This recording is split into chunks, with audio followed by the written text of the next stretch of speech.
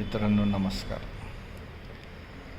बांबू शेतीमध्ये स्वतः बांबू तोडून विकण्याची तयारी जोपर्यंत शेतकरी करत नाही तोपर्यंत त्याच्या बांबूचे पैसे होत नाहीत.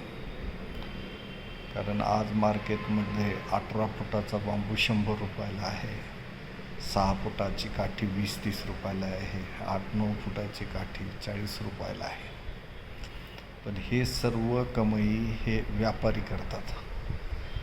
म्हणजे मातीमोल भावाने शेतकऱ्याचा बांबू घेऊन क्रीम म्हणजे पैसे ते व्यापारी करतात.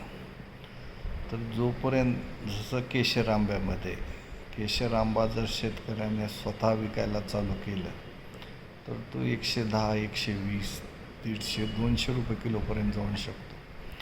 पण तोच केशर आंबा तो जर व्यापाऱ्याला देतो तर 30 रुपये किलो, 40 रुपये किलोनं तो घेतो. आणि मग शेतकरी ओरडतो की मला परवडत नाही. तसं बांबू शेतीमध्ये ही, कारण बांबू नाशवंत नाही आहे, त्यामुळं बांबू शेतीमध्येही शेतकऱ्यांनी स्वतः बांबू तोडून त्याचं स्टॉल लावून किंवा जे येतात लोक घ्यायला ज्यांना बांबूची गरज आहे त्यांना स्वतः विकायला तरच त्याला छान पैसे होतात.